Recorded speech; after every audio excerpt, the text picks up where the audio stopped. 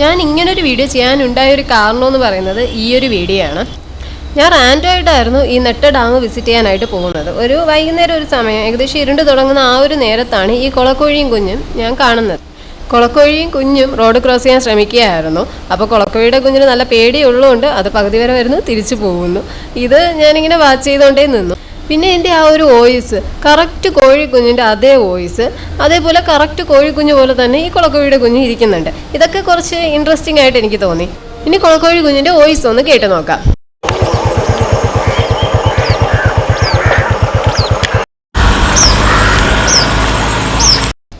ഇപ്പോൾ ഈ കേട്ടതാണ് കൊളക്കോഴി കുഞ്ഞിൻ്റെ സൗണ്ട്. ഞാൻ പിന്നെയും കൊളക്കോഴി കുഞ്ഞിനെ നോക്കിയെങ്കിലും കണ്ടില്ല. ഹായ്, അപ്പോൾ ഇന്ന് നമ്മൾ കൊളക്കോഴിയെ കാണാനായിട്ട് വീണ്ടും പോവുകയാണ്. നെട്ടയിലോട്ട് തന്നെയാണ് പോകുന്നത്. അന്ന് നമ്മൾ കൊളക്കോഴിയും കുഞ്ഞിനെയും കണ്ടായിരുന്നു. അപ്പോൾ ഇന്നതുണ്ടോ എന്നറിയില്ല, നമുക്കവിടെ പോയി നോക്കാം. എന്തായാലും കറക്റ്റ് അത് കൂടണേനായിട്ടാണല്ലോ അന്ന് പോയിരുന്നത്. അപ്പോൾ അത് കൂടണേന്ന് ആ ഒരു സമയത്ത് തന്നെയാണ് ഞങ്ങൾ ഇന്ന് ഇവിടെ നിന്ന് തിരിച്ചിട്ടുള്ളത്. നമുക്കിന്ന് അവിടെ കൊളക്കോഴി ഉണ്ടോ അതോ ഇനി വേറെ എന്തെങ്കിലും കിട്ടുമോ എന്നൊക്കെ നമുക്ക് നോക്കാം. അപ്പോൾ പോയിട്ട് വരാം.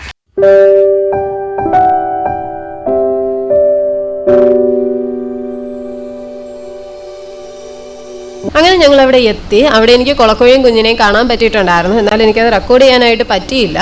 പിന്നെ കൊളക്കോഴിയെ കിട്ടിയിട്ടുണ്ടായിരുന്നു. അതിൽ ഞാൻ വിഷ്വൽസ് കൊടുത്തേക്കാം. ഫോൺ ക്യാമറ ആയിരുന്നു, അതിൻ്റെതായ കുറച്ച് ക്വാളിറ്റി ഇഷ്യൂസ് ഒക്കെ ഉണ്ടായിരുന്നു. നമ്മൾ സൂം ചെയ്യുമ്പോൾ എനിക്ക് അത്രയ്ക്ക് ക്വാളിറ്റി കിട്ടിയിട്ടില്ല. എന്നാലും അല്ലാതെ നമുക്ക് അത്യാവശ്യം ക്വാളിറ്റി ഒക്കെ ഉണ്ടായിരുന്നു. ഈ ഡാമിൻ്റെ മുകളിലുള്ള റോഡിൽ നിന്നിട്ടാണ് ഞാൻ ഷൂട്ട് ചെയ്യുന്നത്. നമ്മൾ എത്രത്തോളം സൂം ചെയ്യുന്നോ അതിനനുസരിച്ച് ക്ലാരിറ്റിയും കുറയും. അങ്ങനെ വരുമ്പോൾ ഇതിൽ കുറച്ച് ക്ലാരിറ്റി കുറവാണ്, എങ്കിലും നമുക്ക് ഷൂട്ട് ചെയ്ത കുറച്ച് വിഷ്വൽസ് കാണാം.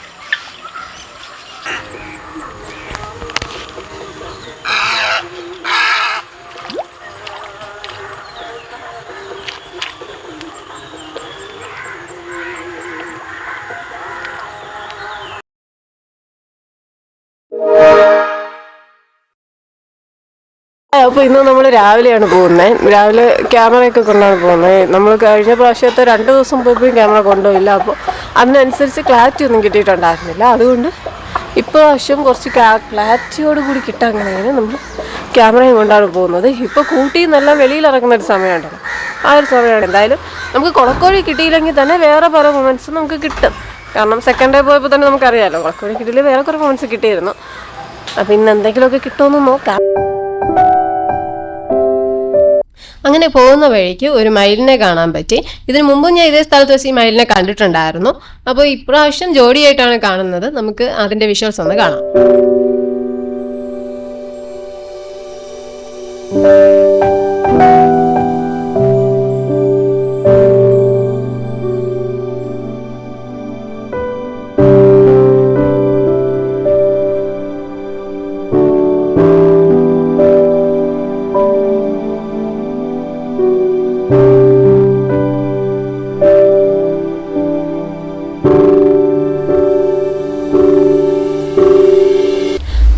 സ്പോട്ടിലെത്തി. അവിടെ നിന്ന് ക്യാമറയൊക്കെ എടുത്ത് ഞാൻ ഷൂട്ട് ചെയ്യാനായിട്ട് തുടങ്ങി. എങ്കിലും അവിടെ കൊളക്കോഴിയും കണ്ടില്ല, കൊളക്കോഴിയുടെ കുഞ്ഞിനെയും കണ്ടില്ല. അപ്പോൾ ഞാൻ പോകുന്നതിന് മുമ്പേ നേരത്തെ പോയിട്ടുണ്ടാവുമെന്ന് ഓർത്തിട്ട് നമ്മൾ നേരെ കുറച്ചുകൂടി മുമ്പോട്ട് പോയിട്ട് അവിടെ എവിടെയെങ്കിലും ഉണ്ടോ എന്ന് നോക്കി. അവിടെയൊന്നും അതിനെ കണ്ടതേ ഇല്ല. പിന്നെ നമ്മൾ നേരത്തെ എപ്പോഴും പോകാറുള്ള ആ ഒരു സ്പോട്ടിൽ തന്നെ തിരിച്ചു പോയിട്ട് അവിടെ നമ്മൾ നേരത്തെ നമ്മൾ മൊബൈൽ ക്യാമറയിൽ എടുത്തില്ല, ആ ഒരു വിഷ്വൽസൊക്കെ എനിക്ക് ക്യാമറയിലോട്ട് എടുക്കാൻ പറ്റിയിട്ടുണ്ടായിരുന്നു. അപ്പോൾ ആ വിഷ്വൽസ് നമുക്ക് കാണാം.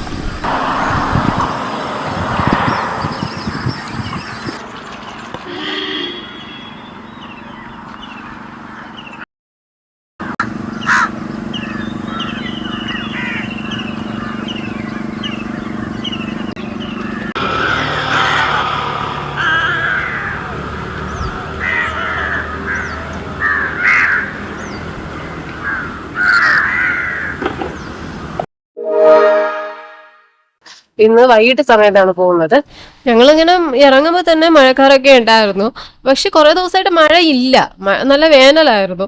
അപ്പൊ പെട്ടെന്നുള്ള മഴ ആയതുകൊണ്ട് ഞങ്ങൾ ഈ മഴക്കാർ വന്നപ്പോഴും അങ്ങനെ മഴ പെയ്യുമെന്നൊന്നും വിചാരിച്ചില്ല. അങ്ങോട്ട് പോകും തോറും മഴ പെയ്യാനായിട്ട് തുടങ്ങി. എങ്കിലും നമ്മൾ തുടങ്ങിയതല്ലേ, നമ്മൾ പോകാനായിട്ട് തുടങ്ങി. അപ്പൊ പിന്നെ ഈ ഇടയ്ക്ക് വെച്ച് നിർത്തിയിട്ട് തിരിച്ചു പോകണ്ടെന്ന് ഓർത്തിട്ട് അങ്ങോട്ട് പോകാൻ തന്നെ തീരുമാനിച്ചു. അവിടെ എത്തിയപ്പോഴേക്കും മഴ നന്നായിട്ട് തന്നെ പെയ്യാനായിട്ട് തുടങ്ങി. അവിടെ മഴ ഒതുങ്ങി നിൽക്കാനുള്ള സ്ഥലമൊന്നും ഉണ്ടായിരുന്നില്ല. അവിടെ അടുത്തായിട്ട് ഒരു വീട് അടഞ്ഞു കിടക്കുന്ന കണ്ടു. അതിന്റെ സൈഡിലായിട്ട് ഞങ്ങൾ പോയി നിന്നു. എന്നാലും സൺഷെയ്ഡ് ഒന്നും ഇല്ലാത്തത് കൊണ്ട് നമുക്ക് അവിടെ മഴ നനയാതെ നിൽക്കാൻ പറ്റിയില്ല. ക്യാമറയുടെ ലെൻസിൽ വെള്ളം നനഞ്ഞാൽ ഫംഗസ് വരും.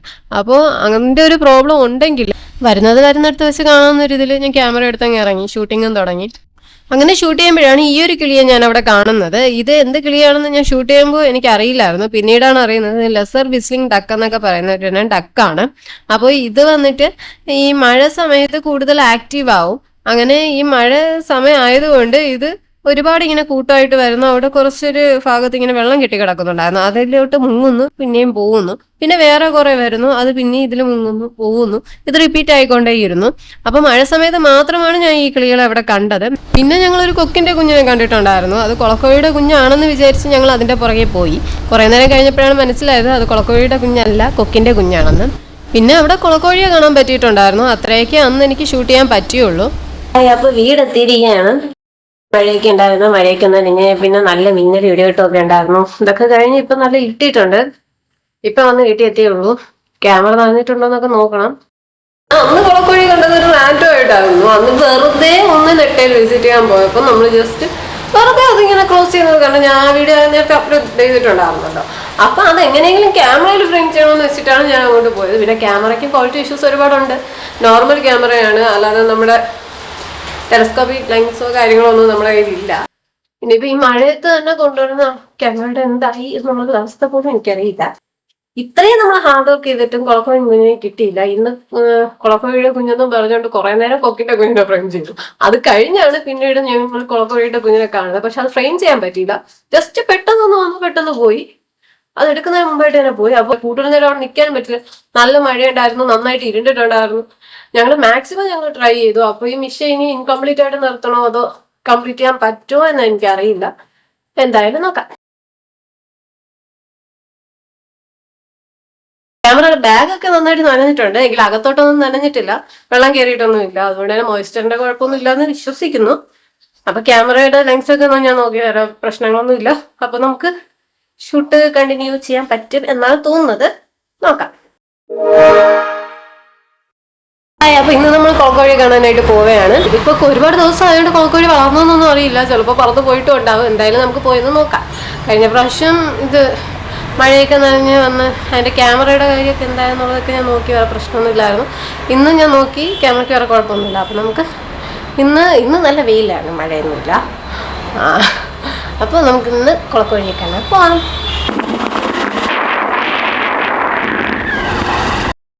നമ്മളിവിടെ എത്തിയിരിക്കുകയാണ്. എന്തെങ്കിലും കിട്ടുമെന്ന് നോക്കാം. അങ്ങനെ കുറച്ച് മഴയൊക്കെ കഴിഞ്ഞപ്പോൾ അവിടെയൊക്കെ പച്ചപ്പിട്ടിരുന്നു. അങ്ങനെ ഞങ്ങൾ കൊളക്കോഴിയെ കാണാനായിട്ട് പോയി. അവിടെ ഞങ്ങൾ പോയി എത്തിയപ്പോൾ തന്നെ കൊളക്കോഴി കുഞ്ഞിൻ്റെ സൗണ്ട് കേൾക്കാനായിട്ട് തുടങ്ങി. ഇത്രയും ദിവസം പോയപ്പോൾ തന്നെ ഈ കൊളക്കോഴിയുടെ കൂടും കാര്യങ്ങളൊക്കെ മനസ്സിലായിട്ടുണ്ടായിരുന്നു. അപ്പോൾ ഇത് എവിടെ നിന്ന് എങ്ങോട്ട് പോവും ഇതൊക്കെ ഞങ്ങൾ ഡെയിലി കാണുന്നുണ്ട്. എനിക്ക് റെക്കോർഡ് ചെയ്യാൻ പറ്റാത്തതിൻ്റെ ആ ഒരു ഇതേ ഉണ്ടായിരുന്നുള്ളൂ. പക്ഷേ ഇന്ന് വന്നിട്ട് ഞങ്ങൾ ആ വലിയ കുളക്കോഴി അപ്പുറ സൈഡ് മാറി നിന്ന് വിളിക്കുമ്പോൾ ഈ കോഴി രണ്ട് കുഞ്ഞുങ്ങളും കുറച്ചപ്പുറത്തുനിന്ന് ഓടി വരുന്നു. ഈ ഒരു ഇതായിരുന്നു. അങ്ങനെ ഞങ്ങൾ കറക്റ്റ് ക്യാമറയൊക്കെ ഫോക്കസ് ചെയ്ത് ആംഗിളെല്ലാം ക്ലിയർ ചെയ്ത് വെച്ചിട്ട് അങ്ങനെ കോഴിയുടെ കുഞ്ഞിനെ നോക്കാനായിട്ട് നിന്നു. കറക്റ്റായിട്ട് ഞങ്ങൾ ഉദ്ദേശിച്ച പോലെ തന്നെ കാര്യങ്ങളെല്ലാം നടന്നു. കുളക്കോഴി കുഞ്ഞിൻ്റെ അത് വലിയ കുളക്കോഴി വിളിക്കുകയും കുളക്കോഴി കുഞ്ഞുങ്ങൾ അങ്ങോട്ടേക്ക് ഓടിപ്പോവുകയും ചെയ്തിരുന്നു. റെക്കോർഡിൻ്റെ ആ ഒരു ബട്ടൺ ക്ലിക്ക് ചെയ്തപ്പോൾ റെക്കോർഡായില്ല. അങ്ങനെ എനിക്ക് നല്ല ലക്കുള്ളതുകൊണ്ട് അന്നത്തെ ദിവസം എനിക്ക് കുളക്കോഴി കുഞ്ഞിനെ ഫ്രെയിം ചെയ്യാനായിട്ട് പറ്റിയില്ല. അന്നത്തെ ദിവസം ഞങ്ങൾ കുളക്കോഴിയെ മാത്രമാണ് ഫോക്കസ് ചെയ്തിരുന്നത്. എങ്ങനെ ആ കുളക്കോഴിയുടെ കുഞ്ഞിനെ കിട്ടണം എന്നൊരൊറ്റ ഇതേ ഉണ്ടായിരുന്നുള്ളൂ. അതുകൊണ്ട് തന്നെ വേറെ ഒരു വിഷ്വൽസും എനിക്കന്ന് എടുക്കാൻ പറ്റിയില്ല. പിന്നെ കുളക്കോഴി കുഞ്ഞിൻ്റെ കൂട് വരുന്നത് ആ കാട് പോലെ കാണുന്നില്ലേ, അവിടെയാണ്. ഇനി ഈ കുളക്കോഴി കുഞ്ഞിൻ്റെ വീഡിയോ റെക്കോർഡ് ചെയ്യാതെ ഞാൻ ഈ മിഷനിൽ നിന്ന് പിന്മാറില്ല എന്ന് ഉറപ്പിച്ചിരുന്നു. അപ്പോൾ ഇന്ന് നമുക്ക് കുളക്കോഴിയെ കിട്ടിയിട്ടില്ല. ഇത് കൂടണേണ്ട സമയത്ത് ഇത് ഓടിയാണ് പോകാറ്. അപ്പോൾ ഓടുന്ന ആ ഒരു ചെറിയൊരു സെക്കൻഡ് എനിക്ക് ക്യാപ്ചർ ചെയ്യാൻ ഞാൻ നോക്കിയതാണ്, പക്ഷെ നടന്നില്ല. ഇനി അടുത്ത പ്രാവശ്യം പോകുമ്പോൾ നമുക്ക് താഴെ ഇറങ്ങി ഷൂട്ട് ചെയ്യാമെന്നാണ് വിചാരിക്കുന്നത്. താഴെ വന്നിട്ട് ചതുപ്പാണ്, നേരത്തേക്ക് ചതുപ്പായിരുന്നു കാരണം അത് ഡാം ഏരിയ ആണ്.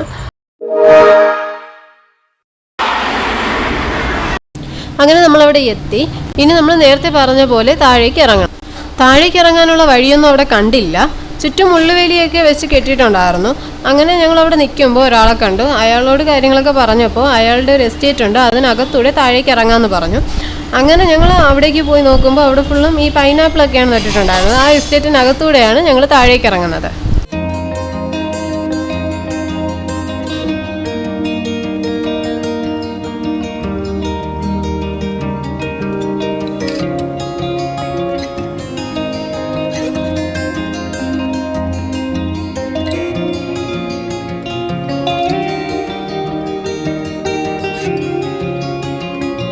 അങ്ങനെ ഞങ്ങൾ താഴെ ഇറങ്ങി. താഴെ നല്ല ആംബിയൻസ് ആയിരുന്നു, നല്ല പുൽത്തകിടിയൊക്കെ ആയിട്ട് നല്ല ആംബിയൻസ് ആയിരുന്നു. എന്നാൽ അവിടെ പോയപ്പോൾ പക്ഷികളൊന്നും നമ്മുടെ അടുത്തേക്ക് വന്നില്ല. അവിടെ തന്നെ ഒരുപാട് കൊക്കും കാര്യങ്ങളൊക്കെ ഉണ്ടല്ലോ, അതൊക്കെ നേരത്തെ അവിടെയാണ് നിന്നിരുന്നെങ്കിലും ഞങ്ങൾ രണ്ടുപേരും അവിടെ ഇരിക്കുമ്പോൾ അവിടെ കൊക്കോ ഒന്നും അങ്ങോട്ടേക്ക് വന്നതേ ഇല്ല. ഞാൻ ഈ കുളക്കോഴിയുടെ കൂടിനെ ഫോക്കസ് ചെയ്തിരിക്കുകയായിരുന്നു, എന്നാൽ കുളക്കോഴിയും അങ്ങോട്ട് വന്നില്ല. ഞാൻ കുറേ നേരം നോക്കി, അതിനെ കണ്ടില്ല. കുറച്ച് കഴിഞ്ഞപ്പോൾ അത് ദൂരെ അങ്ങ് വയലിൻ്റെ അങ്ങ് മാറി നിന്നിട്ട് ഞങ്ങൾ രണ്ടുപേരും ഇവിടെ ഇരിക്കുന്നത് നോക്കിക്കൊണ്ടേ നിൽക്കുകയായിരുന്നു. അപ്പൊ എനിക്ക് മനസ്സിലായി ഈ കിളികളെല്ലാം നമ്മളെ കണ്ട് പേടിച്ച് നിൽക്കുകയാണ്. ഞങ്ങൾ പോയിട്ട് ഈ കുളക്കോഴിക്ക് കൂടണയാനായിട്ട് അത് മാറി നോക്കിക്കൊണ്ട് നിൽക്കുകയാണ്. താഴെ ഇറങ്ങിയപ്പോൾ കിട്ടിയതിനേക്കാളും കൂടുതൽ വിഷ്വൽസ് എനിക്ക് മുകളിൽ നിന്നപ്പോൾ കിട്ടിയിട്ടുണ്ടായിരുന്നു. ഇനി അടുത്ത് വരുമ്പോൾ മുകളിൽ നിന്ന് ഷൂട്ട് ചെയ്യുന്നതായിരിക്കും ഇതിനേക്കാളും ബെറ്റർ എന്ന് എനിക്ക് തോന്നി. വെറുതെ ഇവരെ കൂടെ ഡിസ്റ്റർബ് ചെയ്യണ്ടല്ലോ. ഇന്ന് ഞങ്ങൾ കുറച്ച് നേരത്തെയാണ് അവിടെ എത്തുന്നത്. അവിടെ കൊക്കും പിന്നെ കുറെ ചിത്തിരയൊക്കെ ഉണ്ടായിരുന്നു. കുളക്കോഴി അവിടെ തന്നെ ഉണ്ടായിരുന്നു. പിന്നെ നമ്മൾ നേരത്തെ ചെറുതായിട്ട് കണ്ട ആ കൊക്കുണ്ടല്ലോ, പണ്ട് ഞാൻ കുളക്കോഴിയുടെ കുഞ്ഞാണെന്ന് പറഞ്ഞ് ഫ്രെയിം ചെയ്ത കൊക്ക്, അതൊക്കെ ഇപ്പോൾ വളർന്നിട്ടുണ്ട്. കുളക്കോഴിയൊക്കെ ഉണ്ടായിരുന്നു.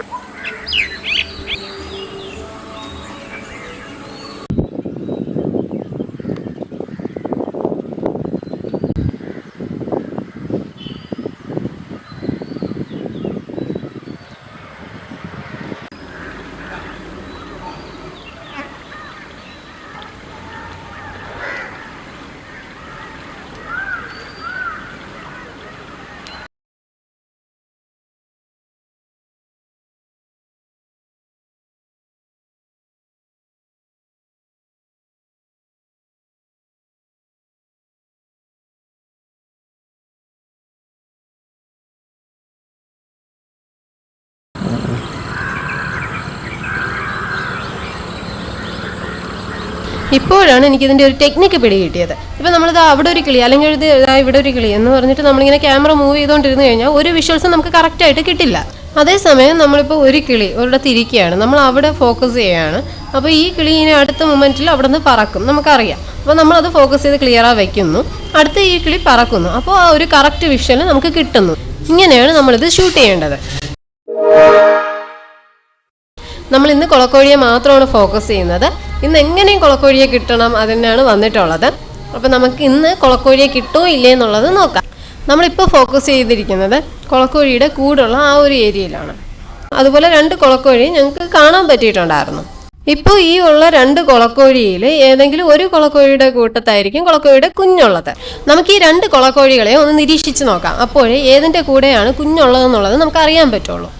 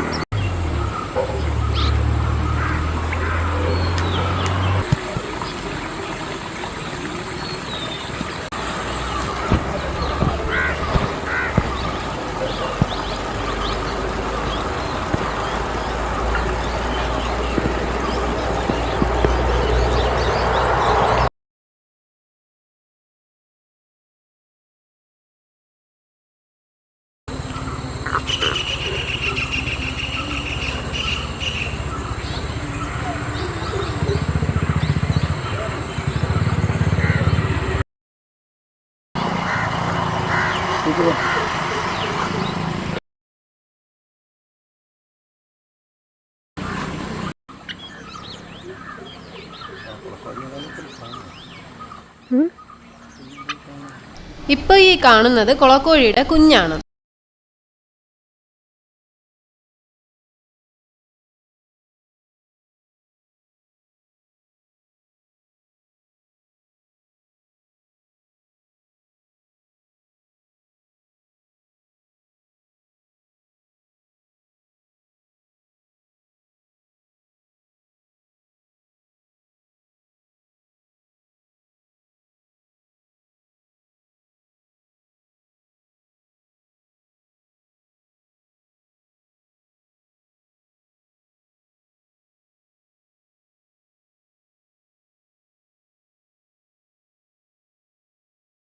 അങ്ങനെ നമ്മുടെ മിഷൻ കംപ്ലീറ്റ് ആയിരിക്കുകയാണ്.